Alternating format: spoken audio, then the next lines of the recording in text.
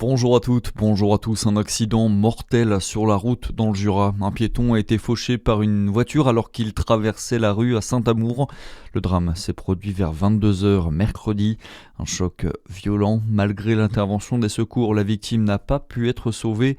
Le conducteur de la voiture en état de choc a dû être lui aussi pris en charge.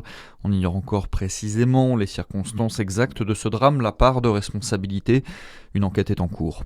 Dans le reste de l'actualité, un adolescent est mort dans une fusillade à Nantes. Des coups de feu ont été tirés hier soir, quartier de Port-Boyer. 2 adolescents sont blessés dans un état grave. Johanna Roland, la maire de la ville, a adressé ses condoléances aux familles des victimes. Ces dernières semaines, un jeune homme a déjà été tué sur fond de trafic de drogue. Une personne blessée dans le même immeuble dimanche dernier. Le ministre de l'Intérieur, Laurent Nunez, se rend sur place ce matin.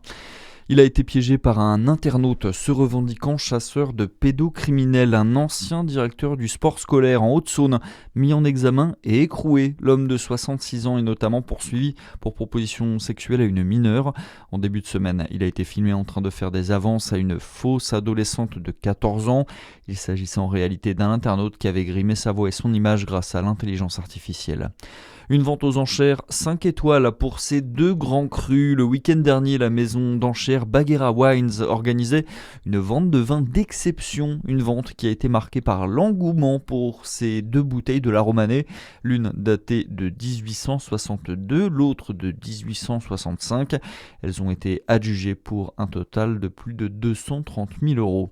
Et puis le sport, le football, les dernières journées de National pour Dijon. Ce soir, un match sans pression pour le DFCO qui est assuré de monter en Ligue 2 la saison prochaine, leader indétrônable. C'est une soirée qui va permettre de célébrer le titre de champion national, mais aussi les joueurs qui vont tirer leur révérence et jouer pour la dernière fois sous le maillot dijonnais.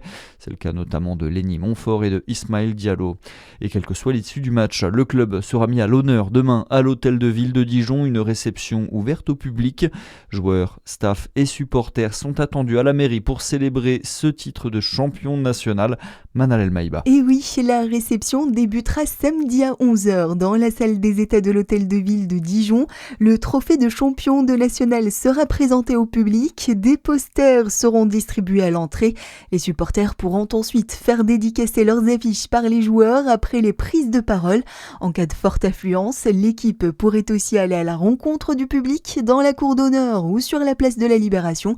Pour la ville, cette réception doit permettre de saluer le parcours du DFCO et de partager ce retour en Ligue 2 avec les Dijonnais. Le DFCO à domicile face à Orléans, c'est au stade Gaston Gérard ce soir. Coup d'envoi à 19h30. Voilà, c'est tout pour l'essentiel de l'actualité. Merci d'être avec nous. À suivre votre météo sur Fréquence Plus.